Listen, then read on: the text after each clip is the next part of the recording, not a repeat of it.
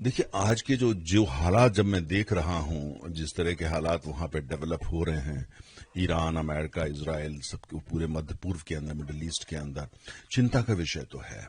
और जो America Israel ने किया है, भारत जैसा देश या मैं एक लोकतांत्रिक देश का नागरिक हूं, उसका समर्थन तो कर नहीं सकता। लेकिन प्रश्न ये है कि ये तो हमने तो किया नहीं, ये तो अमेरिका ने किया है और इजराइल ने किया। प्रश्न ये होता है कि उनका मकसद क्या है। मुझे ऐसा लगता है उनका मकसद ये है कि वहां पे जो इस समय जो पूरी रिजीम सत्ता में है, जो काफी हद तक जिसको कट्टरवादी माना जाता है, जो ये इस हद तक जाता है, कहता है कि इजराइल को अस्तित्व में रहने का हक ही नहीं है, या यहूदियों को अस्तित्व में रहने का हक ही नहीं है, इस हद तक वो लोग जाते हैं। और इस तरह का उनका एक ग्लोबल विजन है। साथ में तमाम जो प्रॉक्सीज हैं, हजबुल्ला है या हमास है, सबको पता है, हूतीज है, उनको वो समर्थन देते हैं। मुझे ऐसा लगता है अमेरिका इजराइल का जो मकसद है वो ये है कि वहां पे सत्ता परिवर्तन हो, वह नई किस्म की जो सरकार या लोग सत्ता में आए। और अभी तक जो देखा गया है उससे ऐसा लगता है कि अमेरिका इजराइल ने मिल करके वहां की टॉप लीडरशिप को खत्म कर दिया। वहां का तमाम जो मिलिट्री का जो ढांचा है उसको बहुत जबरदस्त नुकसान पहुंचाया है। तो मुझे लगता है अभी ये चलेगा, 6, 7, 8 दिन चलेगा, बहुत ज्यादा लंबा नहीं खींचेगा। इस दौरान जो है इनके पास इंटेल है, इंटेलिजेंस है, वो काफी हद तक जो उनका इंफ्रास्ट्रक्चर है, खासतौर से जो मिलिट्री इंफ्रास्ट्रक्चर है, उसको खत्म करेंगे। और हो सकता है साथ में जो ऊर्जा का इंफ्रास्ट्रक्चर है, पानी का इंफ्रास्ट्रक्चर है, बिजली का इंफ्रास्ट्रक्चर है, उसको भी खत्म करें, जिससे कि जनता के अंदर जो आक्रोश है वो और बढ़े, उसको आग लगे और बढ़े, और वहां इम्प्लोजन हो, मतलब आंतरिक विस्फोट हो जाए जनता की तरफ से, लोग सड़क पे आ जाए। तो मुझे लगता है कहीं ना कहीं उनकी ये कोशिश है। ये नहीं कि सत्ता परिवर्तन 6 महीने या 2 महीने या 1 हफ्ते में हो जाएगा, लेकिन इसकी शुरुआत वहां पे हो जाएगी, शायद ये वही चाहते हैं। और हमने जो ईरान का जो रिस्पॉन्स देखा है, अमेरिका इजराइल ने जो किया, ईरान का जो रिस्पॉन्स है उसमें बहुत ज्यादा दम मुझको नजर नहीं आती। उन्होंने कुछ जगह हमले करे हैं, लेकिन उनमें कोई बहुत ज्यादा ताकत नहीं है। और दूसरा, जिन्होंने हमला किया, अमेरिका, जिसके तमाम जो समुद्री जहाज हैं वो ईरान के पास जो समंदर है वहां पे हैं, या इजराइल जो पड़ोस में ही है, बहुत ज्यादा दूर तो नहीं है। ईरान अभी तक कोई किसी भी तरीके का इजराइल को नुकसान नहीं पहुंचा पाया है। कोई भारी अटैक इजराइल पर नहीं कर पाए, कोशिश की है लेकिन वो न्यूट्रलाइज हो गया। और अमेरिका जो की तरफ जो वहां उनकी जो एसेट्स है, नेवल एसेट, समुद्री जहाज, एयरक्राफ्ट कैरियर, वहां भी ऐसा कुछ नहीं। उन्होंने आसपास के देशों को करा है, जैसे ओमान को कर दिया, यूनाइटेड अरब एमिरेट्स को, वो इसलिए कि जिससे वो भी युद्ध में शामिल हो जाएं और कुल मिलाकर के ये बड़ा युद्ध बन जाए, जिससे ईरान ये कह सके अब शांति की बात करो, अमेरिका से कहो युद्ध को रोके, इजराइल को युद्ध। लेकिन मुझे ऐसा लगता है कि जिस उद्देश्य अमेरिका और इजराइल ने हमला किया है, वो कुल मिला के वहां सत्ता परिवर्तन के लिए है, उसका मुख्य। और ये सत्ता परिवर्तन जो है, इसकी वहां वो ये है कि उसकी एक पुख्ता शुरुआत हो जाए, उसके बाद जितना भी समय लगे उसमें हो जाए। यहां पे अब मुख्य बिंदु जो हमारे लिए चिंता का विषय होता है, क्योंकि हमारा 60% कच्चा तेल जो हम आयात करते हैं, हम लगभग 89% तेल आयात करते हैं।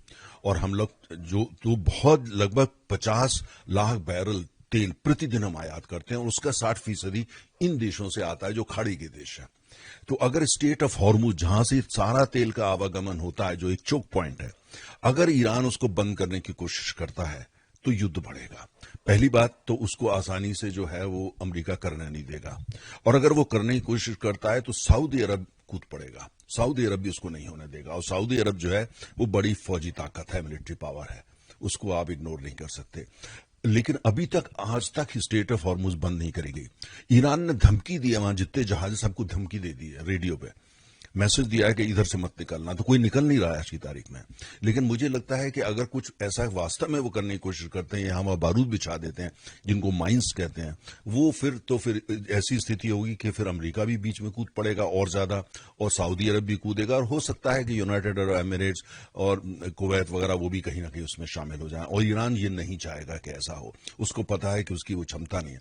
तो मेरा मानना है ईरान की क्षमता जो कैपेसिटी है वो लिमिटेड है। बहुत बड़ा युद्ध होगा वो वहां हो नहीं पाएगा।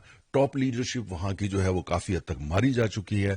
नई लीडरशिप का क्या रवैया है अभी उसके बारे में कोई स्पष्टीकरण नहीं। अर्थव्यवस्था वहां की बहुत कमजोर, और जो वहां का बुनियादी ढांचा, इंफ्रास्ट्रक्चर है, चाहे वो फौजी हो या गैर फौजी हो, उसको जो काफी हद तक तहस नहस करना, यही मुझे लगता है अमेरिका और उनका मकसद है। अब प्रश्न ये उठता है जो हमारे लिए अहम है कि तेल की कीमतों का क्या होगा। कल जब बाजार खुलेंगे आपको पता है सबसे पहले बाजार टोक्यो में खुलता है, उसके बाद सिंगापुर, हांगकांग होता हुआ बंबई आता है। मुझे लगता है कि तेल की कीमतों में भारी उछाल आएगा, सोने की कीमत में भी उछाल आएगा, प्राकृतिक गैस, नेचुरल गैस की कीमतों में भी उछाल आएगा। बाजार बहुत परेशान है, क्योंकि बाजार सेंटिमेंट्स पे जाता है, बाजार डीप एनालिसिस नहीं करता, बाद में करता है। तो लेकिन उससे मुझे लगता नहीं हमें परेशान होना चाहिए। 6, 7, 8 दिन ऐसा रहेगा, लेकिन तेल की कीमत बहुत ऊपर चली जाए, इतनी ऊपर चली जाए कि वो नुकसान करने लगे, उसके लिए थोड़ा लंबा, अगर ऐसा 1 महीना चलती है तब बड़ा नुकसान होता है। लेकिन मुझे लगता है 8, 7, 8 दिन तेल की कीमतों में परेशानी आएगी, लेकिन चिंता होने की अभी कोई बात नहीं है, क्योंकि 7, 8 दिन में इनका ऑपरेशन, जो मिलिट्री ऑपरेशन है, ये खत्म हो जाएगा। और तेल की कीमत, क्योंकि कहीं से सप्लाई की कोई दिक्कत नहीं है, कहीं भी कोई डिसरप्शन अभी तक नहीं हुआ है, मांग कहीं से बढ़ नहीं रही, तो ये युद्ध के कारण होगा। और दूसरी तरफ इसके अगर हम, तो इसलिए कोई चिंता का विषय मुझे नजर नहीं आता, कम से कम अभी। अब कल क्या होगा, सिनेरियो कोई बहुत बड़ी डेवलपमेंट हो जाए, वो एक अलग बात होती है। दूसरी बात मैं यहां कहना चाहूंगा, जो बहुत जरूरी है, कि अगर मान लिया ईरान में सत्ता परिवर्तन हो जाता है आज या 6 महीने बाद या 1 साल के बाद, और जो नई सरकार आती है वहां पे, वो जो कट्टरवादी रवैये को छोड़ देती है, जो सबकी मांग रही है, अमेरिका की भी और इजराइल की भी। अगर वहां ऐसी सरकार आती है जो कहती है बहुत हुआ, अब हम दुनिया को नए नजरिए से देखेंगे, और वो अपने बाजार और अपना तेल और गैस, क्योंकि ईरान धनी देश है, रिच कंट्री है, ऑयल एंड गैस की जो उनके पास संपदा है वो गजब की है, जबरदस्त है। वो ईरान जैसा कंट्री गरीब, वो समझ में ही नहीं आता।